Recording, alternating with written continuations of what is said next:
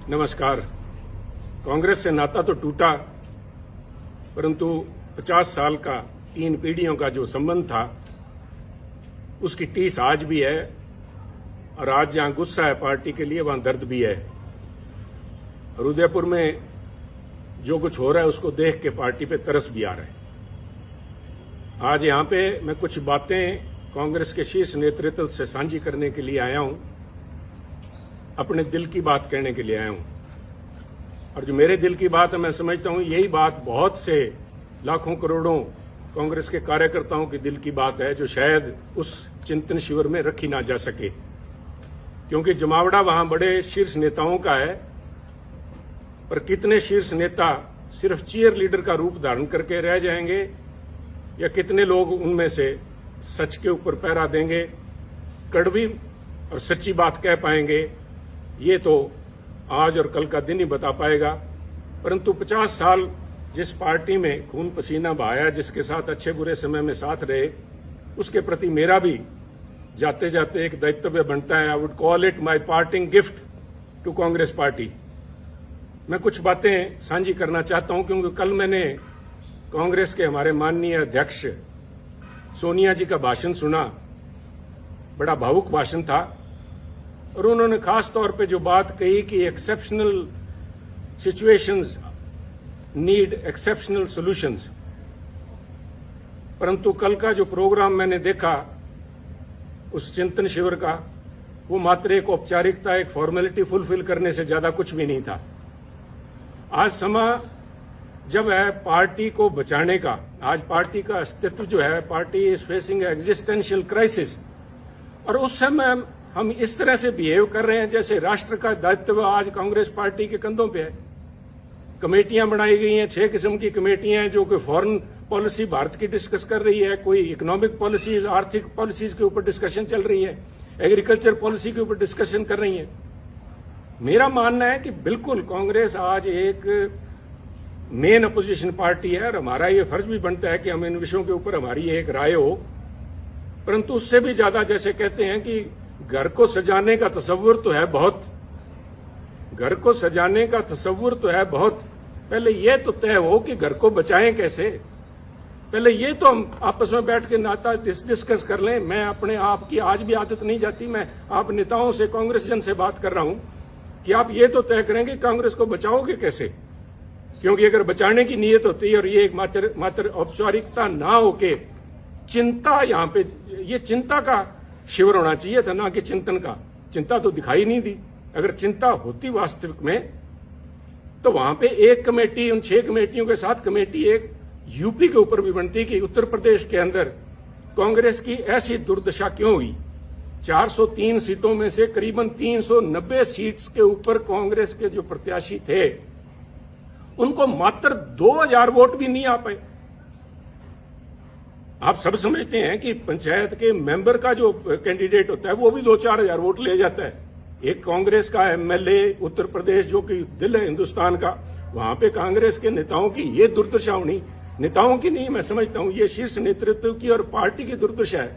उसके ऊपर कोई कमेटी बनी, क्या उस पर कोई विचार करेगा? कल कोई अजय जी, जो लालू जी हमारे, अजय लालू जी हमारे प्रधान है, क्या वो बात करेंगे, साझा करेंगे क्या कारण रहे, क्या कमी है, उनको सुधारने का प्रयास किया जाएगा।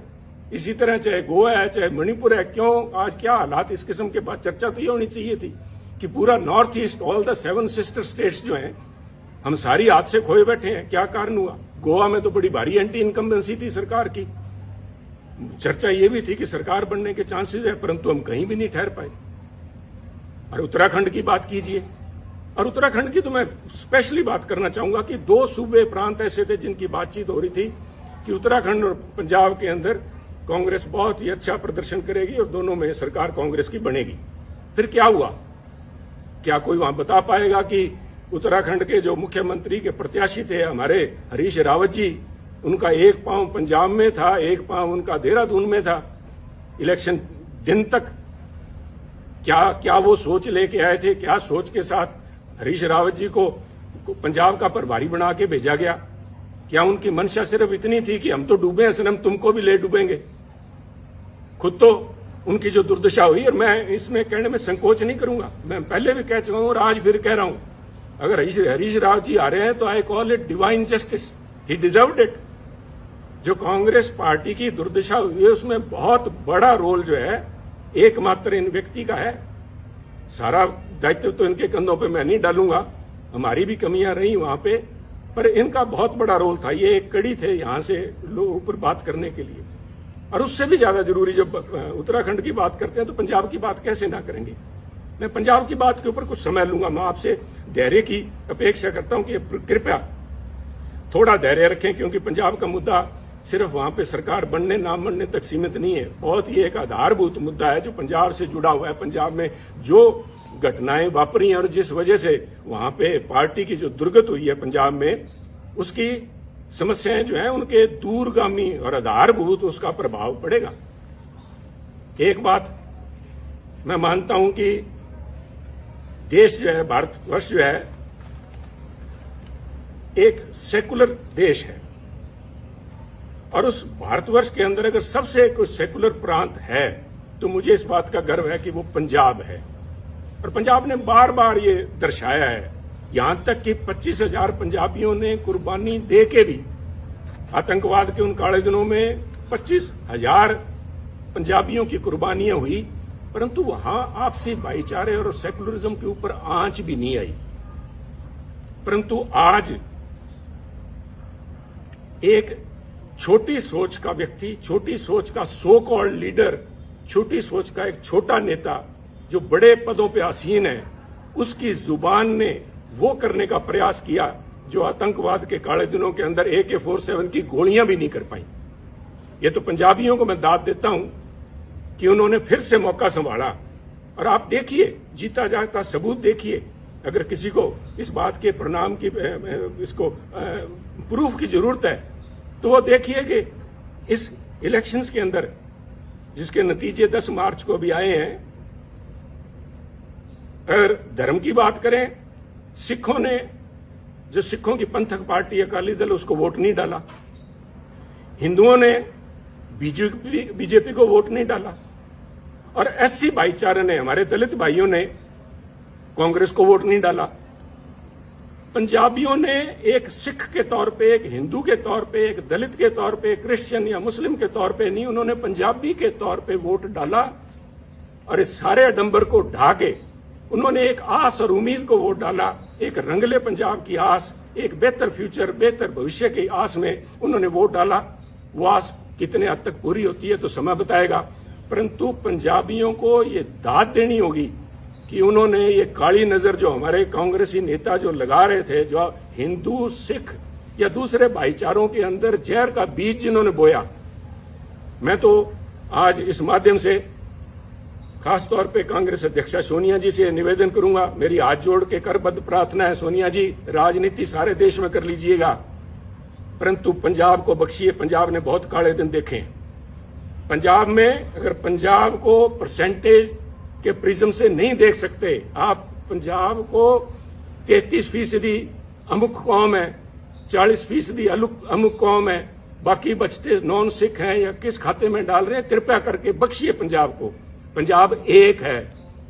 ये जो बात जिन लोगों ने, आपके जो नेता, आपकी सलाहकार है, मैं नाम भी लूंगा क्योंकि आज वो उन्हीं के चलते सारा बखेड़ा खड़ा हुआ है कि आज मेरे को इस चैनल पे के माध्यम से आपसे बात करने की जरूरत पड़ रही है। अंबिका सोनी जी के एक जबान ने, मैं समझता हूं, ना सिर्फ कांग्रेस को, तो कांग्रेस का तो बंटा उन्होंने बेड़ा डुबाया, परंतु उन्होंने पंजाब के माथे पे कलंक लगाया, सिखों के माथे पे कलंक लगाया, सिक्खी के माथे पे कलंक लगाया। उन्होंने हिंदुओं को बदनाम किया, हिंदुओं को निरादर किया। क्या ऐसे नेता का कांग्रेस में बने रहने का कोई हक है, कोई औचित्य है? अगर औचित्य है तो मैं आपसे निवेदन करूंगा कि आज के समागम के अंदर, जब उदयपुर में वो बैठी हैं और आपके साथ मंच पे बराबर बैठी हैं, तो उनसे निवेदन करें कि उठ के वो बताएं कि Punjab, what is Sikhism, Sikhism है क्या जिसको उन्होंने इतना बड़ा दोष लगा दिया। This is nothing. उनका ये बयान कि पंजाब के अंदर अगर हिंदू मुख्यमंत्री बनता है तो पंजाब में आग लग जाएगी, इसका मायना ये हुआ कि जो सारे सिख हैं, सारे पंजाबी भाईचारा है, वो हिंदुओं के खिलाफ डांगे लेके घूम रहा है। हिंदू सिख भाईचारे के अंदर दरार डालने की ये जो कोशिश, खुद आपकी सलाहकार अंबिका सोनी जी और उनके जो कुछ चंद चेले जो हैं, जो पंजाब के अंदर बैठे थे जिस समय ये फैसला हो रहा था, 4-5 जो यहाँ थे और वो 4-5 मोस्टली आज वहां आए हुए हैं आपके पास वक्ता के तौर पे, उनको बेनकाब करना जरूरी है। उन्होंने कहा था कि अगर हिंदू बन गया पंजाब में मुख्यमंत्री तो पंजाब में आग लग जाएगी। Is this some pre planned way of vilification of Sikhs? Are you trying to vilify a whole community? कि वो इतने इनटॉलरेंट है, उनके अंदर ये सहनशीलता ही नहीं है कि किसी और को बनता देख सके। और इनकी अंबिका जी की बात में अगर कहीं सच्चाई होती तो मैं समझता हूं कि अकाल तख्त के जत्थेदार साहब ने जिस दिन इनका बयान आया उसी दिन उन्होंने कहा, अकाल तख्त साहब का वो बयान मैं समझता हूं स्वर्णिम अक्षरों में दिखा जाने वाला है कि पंजाब के अंदर हिंदू सिख होना कोई मायने नहीं रखता। सोनिया जी, मैं आपसे निवेदन करना चाहूंगा, अकाल तख्त कोई छोटा मोटा जगह नहीं है, is a temporal seat of Sikhism. यहां पे महाराजा रणजीत सिंह भी आके पेश हुए हैं। अगर उनके हेड ग्रंथी ये बात कहते हैं, वहां के जत्थेदार साहब कहते हैं, तो ये क्या ज्यादा सिखों के बारे में या पंजाब के बारे में जानते हैं? एक ऐसा लीडर, एक तरफ हम इल्जाम लगाते हैं आम आदमी पार्टी के ऊपर कि वो पंजाब का भला नहीं कर पाएंगे क्योंकि उनकी लीडरशिप दिल्ली से चलाती है, जिनको दिल्ली के बारे में ज्ञान नहीं। मुझे आम आदमी पार्टी का तो पूरा पता नहीं, परंतु सोनिया जी, पंजाब कांग्रेस का बेड़ा गर्क दिल्ली में बैठे उन नेताओं ने किया है जिनको पंजाब का, पंजाबियत का, सिक्खी का बिल्कुल पता नहीं।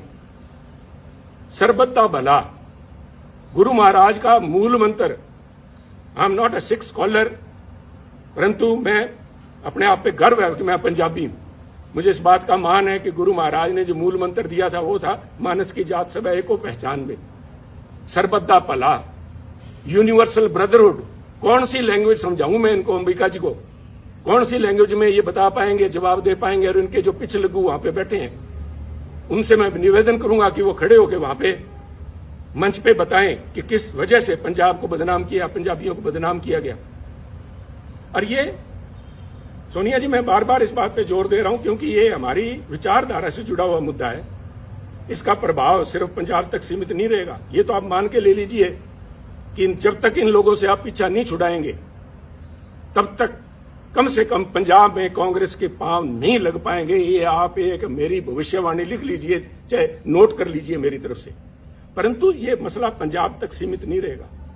This itself shows fundamental problem which is Congress is facing today.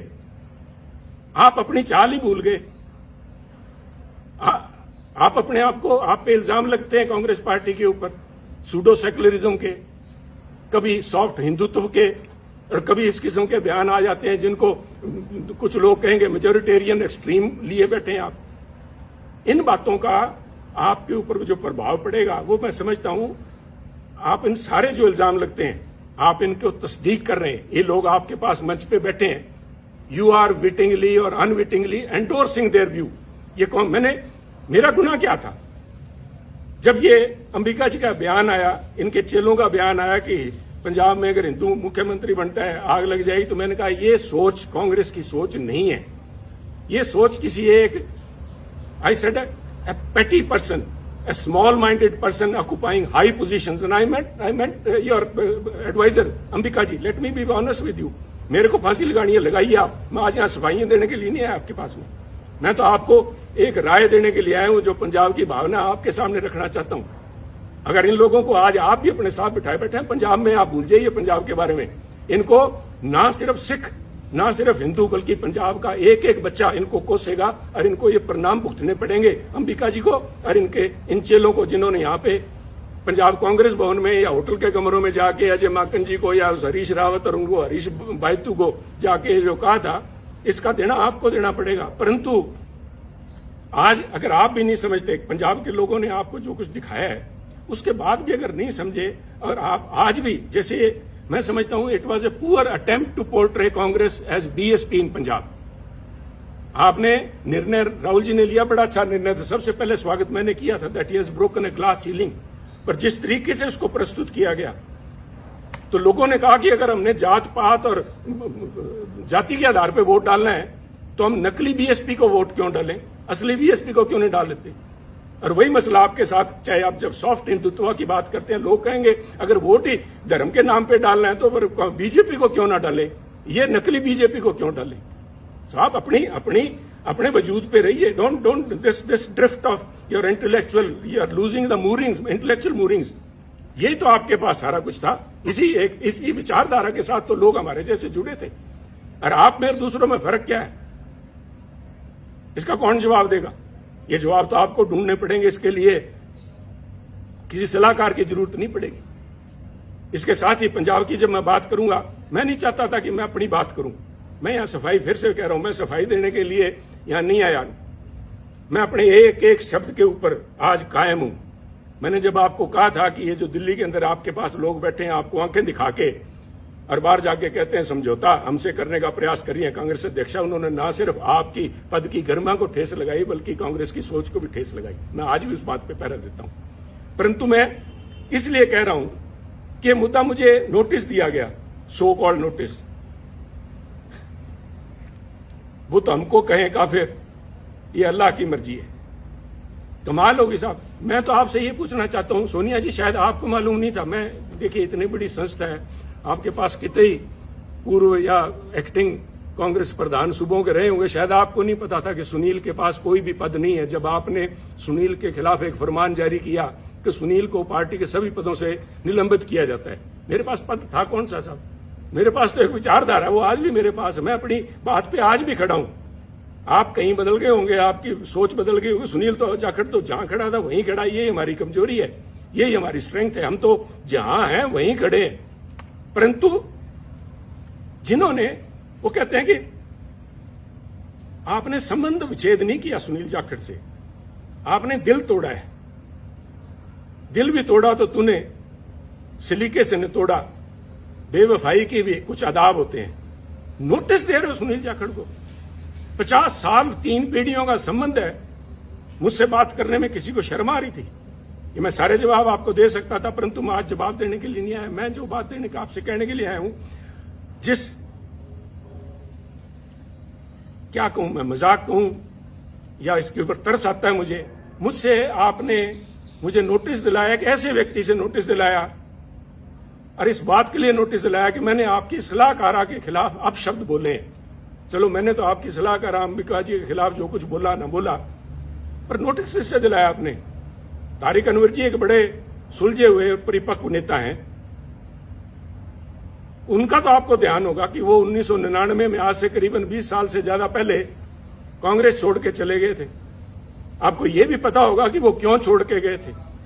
वो ये कह के छोड़ के गए थे कि सोनिया गांधी एक विदेशी महिला है, और विदेशी महिला अगर इंडियन नेशनल कांग्रेस की अध्यक्षा बनती हैं तो मैं उसे कदापि सहन नहीं कर सकता। और यही तारिक अनवर साहब, संगवा साहब और पवार साहब के जाके इन्होंने सरकार अपनी पार्टी बनाई थी। आप भूल गए क्या? कोई आपको बताने वाली, ये सलाहकार आपकी बताने वाली थी नहीं क्या? और ये क्या बताएंगी साहब? वो कहते नहीं, यहां तो हर शाख पे उल्लू बैठा है। इन श्रीमती जी की, अंबिका सोनी जी की बताऊं मैं आपको? आप उनसे, हमें जिसके ऊपर मैंने इल्जाम लगाए, मैं आपके माध्यम से, सोनिया जी, मैं आपको, क्योंकि आप बड़े हैं, आप अध्यक्ष हैं, आपके माध्यम से एक स्पीकर के तौर पे मैं आपके माध्यम से कांग्रेस जनों से बात कर रहा हूं कि जिस व्यक्ति पे मैंने आरोप लगाए हो, क्या वो मेरे खिलाफ अनुशासन कमेटी में बैठ सकती है जज बन के? कहते वही कातिल, वही शाहिद और वही मुंसिफ ठहरे। वही कातिल, वही शाहिद और वही मुंसिफ ठहरे। ए खुदा, मैं अपने कत्ल का दावा करूं किस पे? मैं किसको जाके कहूं ये बात? ये मेरे पे फैसला करेगी? 1977 में कहां थी जब इमरजेंसी के बाद सोनिया जी परछाया छोड़ गया था कांग्रेसियों का? जो लोग थे, इन किस्म के जो वक्ती लोग थे, these are fair weather friends, they are fair weather warriors. Indira ji की चहेती थी ये, संजय जी के साथ ही मिलकर काम करती थी, इसलिए इंदिरा जी का इनके तरफ बड़ा मान सत्कार था। और उस मान सत्कार का नतीजा इसी अंबिका सोनी जी ने यह दिया कि 1977 में जब उनको अपने साथियों की जरूरत थी, तो अंबिका जी सबसे पहले उस डूबते जहाज से छलांग मार के गई थी। जहाज से डूबने वालों को क्या कहते हैं मैं नहीं इस चक्कर में पड़ूंगा। और ना सिर्फ छलांग लगा के गई, ना सिर्फ उन्होंने यहां से कांग्रेस उर्स से चंडीगढ़ से इलेक्शन लड़ा जगन्नाथ कौशल जी के खिलाफ, कांग्रेस के प्रत्याशी के खिलाफ, इन्होंने मेरठ में जाके 84 में फिर महसीना को दुबई जी बैठी होंगी, मैंने देखा नहीं कल प्रोग्राम में उनको। मैं अल्लाह ताला से यही दुआ करता हूं कि उनकी सेहत कायम रहे, वो यहां हो। उनसे पूछिएगा कि इन अंबिका सोनी जी ने इंदिरा जी के खिलाफ क्या क्या अभद्र भाषा इस्तेमाल की थी। आप बड़े दिल के नेता हैं राहुल जी, और आप भूल जाएंगे सोनिया जी, हम नहीं भूलते, हम तो गांठ बांध के बैठे हैं। और ऐसे लोगों को बेनकाब करना पड़ेगा। जब मैं ये बातें कर रहा हूं, जो मेरा ये किस्सा है, this is a case study in itself, the way Punjab issue has been handled from the very beginning. छोड़िए सुनील को उतारा गया जुलाई 2021 के अंदर ये कह के कि सुनील जाखड़ मुख्यमंत्री कैप्टन अमरिंदर सिंह जी के साथ मिलकर काम करता, उनका बहुत नजदीकी है, मिले हुए दोनों। नए कांग्रेस प्रधान को बनाया गया और उसके बाद जुलाई 21 को नए कांग्रेस के प्रधान नवजोत सिंह सिद्धू जी बनते हैं। और उसके बाद 6 महीने तक सारी एआईसीसी, सारी कांग्रेस इसी बात को लगी रही कि पहले मुख्यमंत्री कैप्टन अमरिंदर सिंह जी, उसके बाद में चरणजीत चन्नी, इन दोनों को आपस में कैसे इकट्ठा बिठाया जाए, कैसे पीसीसी प्रधान और मुख्यमंत्री मिलकर काम करें। व्हाट वाज इट, क्या था ये? क्या आप इसी एक बात पे, किसी एक बात पे खड़े हैं क्या? कोई स्टैंड है पार्टी का? और ये जो डिस्टेबलाइज करने की प्रयास किया गया, मैं जिनकी बात कर रहा हूं, डिवाइन जस्टिस की, रावत साहब को भेजा इसलिए गया था कि कैप्टन अमरिंदर सिंह व सिटिंग प्रिटी, उनको डिस्टेबलाइज किया जाए। सोनिया जी, डिस्टेबलाइज तो विरोधी पार्टियां करती हैं, आप तो you are the parent party, Congress high command वहां पे बैठी, आप पंजाब में क्या डिस्टेबलाइज करवाना चाहती थे? Control destabilisation. और इसका रेमिफिकेशन देखिए, आज नोटिस आया कुछ दिन पहले, मेरे को नोटिस देने के बाद में एक नोटिस नवजोत सिंह सिद्धू जी को भी दिया गया। मेरे बहुत से डिफरेंसेज हैं नवजोत सिंह सिद्धू जी से, परंतु मैं इन प्रिंसिपल बात करना चाहता हूं, क्योंकि ये बातें आज के इस चिंतन शिविर में होनी चाहिए कि उनको किस बात के लिए नोटिस दिया गया कि वो अपनी सरकार के खिलाफ बोलते थे, वो कैप्टन अमरिंदर सिंह जी के खिलाफ बोलते थे, उन्होंने चरणजीत चन्नी के खिलाफ बोला, उनको नोटिस दिया गया। तो सब मेरा एक सवाल है, और मैं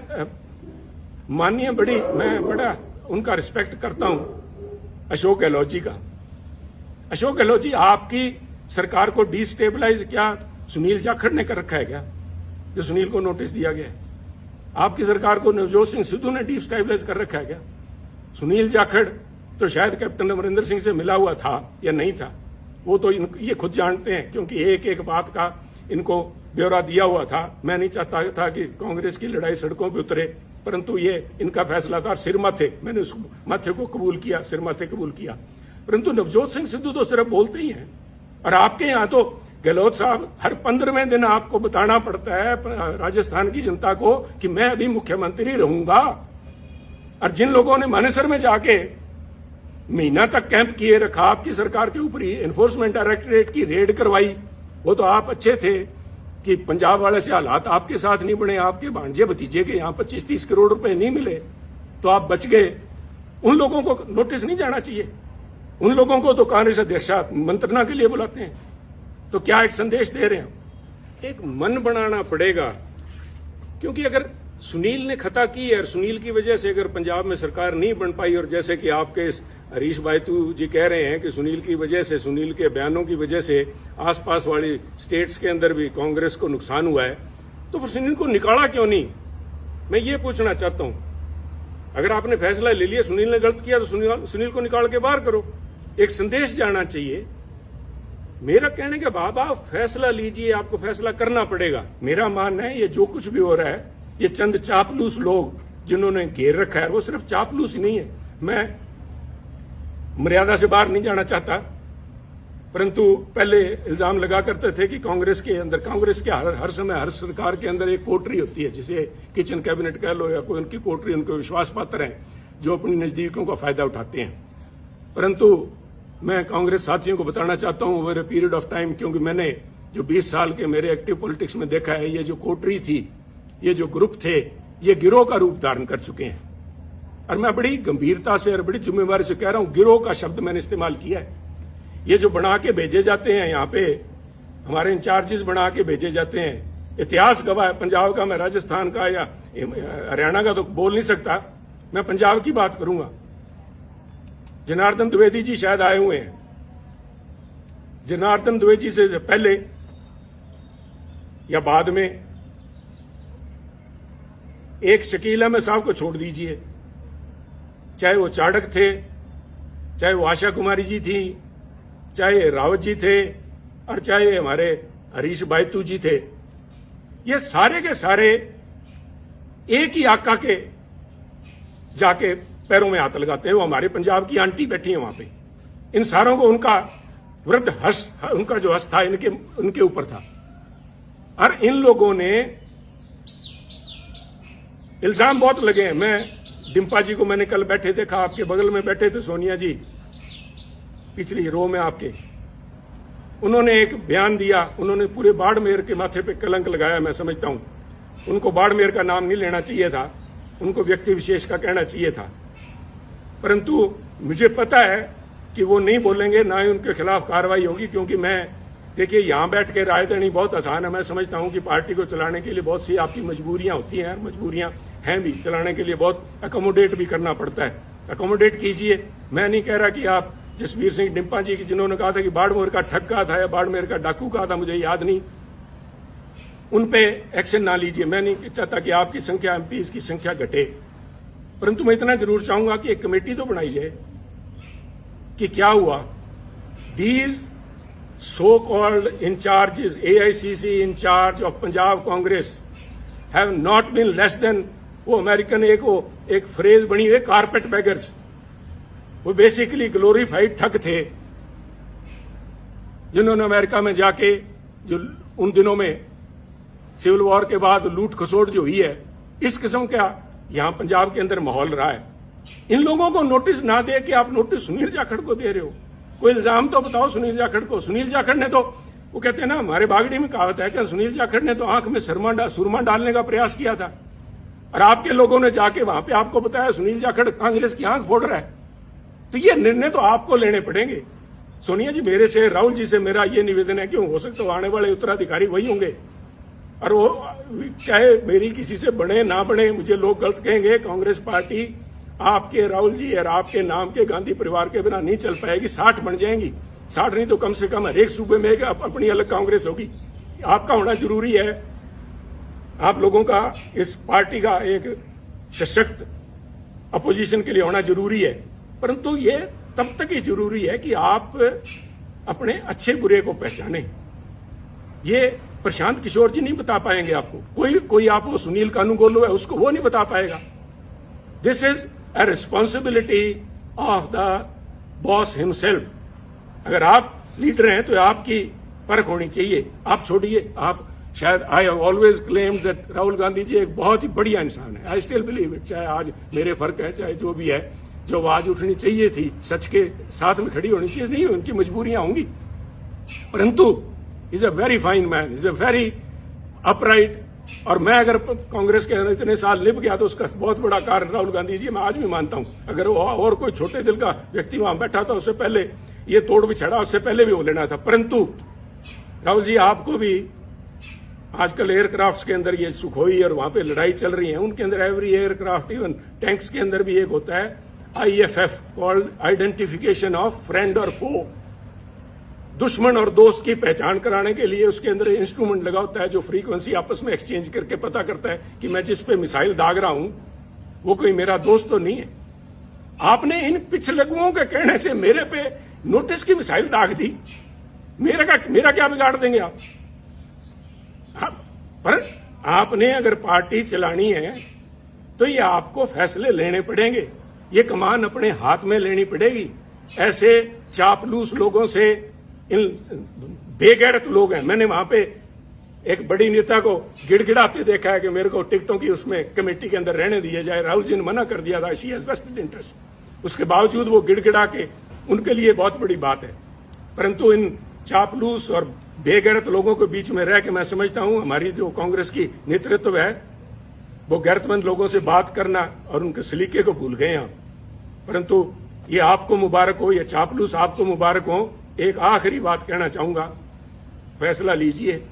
फैसले आपने लिए हैं, अच्छे लिए हैं, बुरे लिए हैं, समय बताएगा, फैसले तो लिए हैं। और मेरे फैसले के अंदर जो बात मैं खास तौर पे आखिर में आपसे कहना चाहता हूं, Sunil Jakhat's case, from notification to your recommendation of the disciplinary committee till the time you have finally asked Sunil to be removed from all positions, it shows what is basically ailing Congress party. आप भी फैसला नहीं ले पाए। ये क्या फैसला था? सुनील से पद ले लिए। क्या पद ले लिए? सुनील के पास कौन से पद थे जो आपने ले लिए? इट इज बिकॉज आज भी आइदर यू लैक कन्विक्शन और you have doubt whether these allegations are true और नॉट। पर मिसाइल तो छोड़ दी, अब ये तो वापस नहीं आएगी। आपने तो मिसाइल दाग दी। सुनील का तो आपने कर दिया कुंडा। सुनील की गैरत, सुनील का ऑनर उसके लिए बहुत बड़ी बात है। और जिस दिन आपने नोटिस भेज दिया, मेरा तो आपसे उसी दिन संबंध विच्छेद हो गया।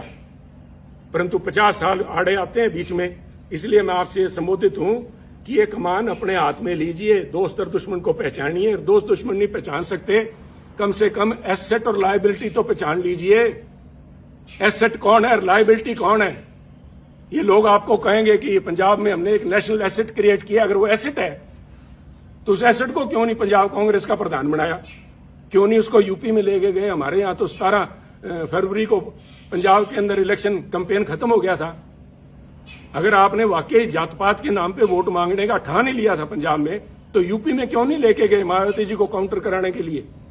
या already has become an embarrassment. ये फैसले आपको लेने होंगे और उसके लिए मैं आपका ध्यान, राहुल जी, लेके जाना चाहूंगा पानीपत की पहली लड़ाई बाबर की तरफ। बाबर ने पहली दफा हाथी देखे जब वो पानीपत आया और एक हाथी को मंगवा के उसने सवारी करने की इच्छा जताई। तो हाथी उनके सामने पेश जब किया गया बाबर के सामने, और हाथी के ऊपर बैठा जब बाबर, तो उसने बैठ के अपने सेनापति से कहा, इसके जानवर की लगाम मुझे थमाओ। तो उन्होंने कहा, जनाब हाथी की लगाम नहीं होती। तो उसका सवाल था निश्चित तौर से कि तो फिर ये चलाऊंगा कैसे?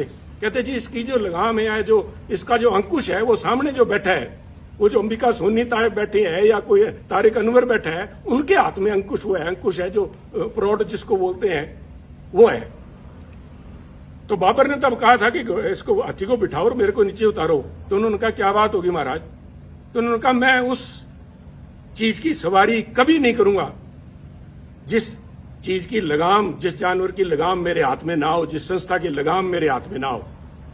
तो मेरी आपसे बेनती यही है, with all due respect and for all the respect and all the time we have spent together and with the party, 50 साल की, आगे बढ़िए, कमान सामिए और इन पिछले लोगों को ऊपर छोड़ के कांग्रेस पार्टी को अगर जिंदा रखना है तो ये लगाम अपने हाथ में लीजिए। वरना इस किस्म के जो चिंतन शिविर हैं, इसी प्रशांत किशोर ने आपको कहा था, यूपी में आपको लेके गए थे, कैंपेन का नाम था खाट पे चर्चा। आज कांग्रेस पार्टी खटिया पे नजर आ रही है। अगर आज समय रहते नहीं संभले, वक्त की फिक्र करना दा क़यामत आने वाली है, तेरा जिक्र भी ना होगा दास्तानों में। तो इसलिए शुभकामनाओं के साथ, चाहे आज मैं समझता हूं कि this is my parting gift, my last word spoken to the Congressman, but मैं इस विश्वास के साथ कह रहा हूं कि कोई ना कोई, मैंने आज भड़ास निकालने के लिए नहीं, आप में कमियां निकालने के लिए नहीं, उन बातों को उजागर किया है जिनके ऊपर चिंतन भी नहीं, चिंता करने का विषय है। आज आपका भी इम्तिहान है। और वो जो 450 सो कॉल्ड सीनियर लीडरशिप बैठी है, आज मैं देखना चाहूंगा कि कितने लोग खड़े होकर सच्चाई पे पहरा देते हैं। कितने लोग खड़े होकर कहेंगे कि वो 5-4 जो पंजाब वाले आए हुए हैं जिन्होंने आग लगाने की बात की थी, उनको बाहर निकाला जाए हॉल से। उनको तो आपने स्पीकर बना रखा है, वो तो आज यहाँ पे आपके वर्कर्स को एड्रेस करेंगे। और जिनकी वो मुखिया हैं, उनको मंच पे मठासीन है। तो आप देखिए, ये आप जाने। मैं एक दफा फिर से, मैंने पहले भी जिस दिन नोटिस आया था उस दिन कहा था, good luck to Congress party, and today I again say good luck and good bye Congress. जय हिंद।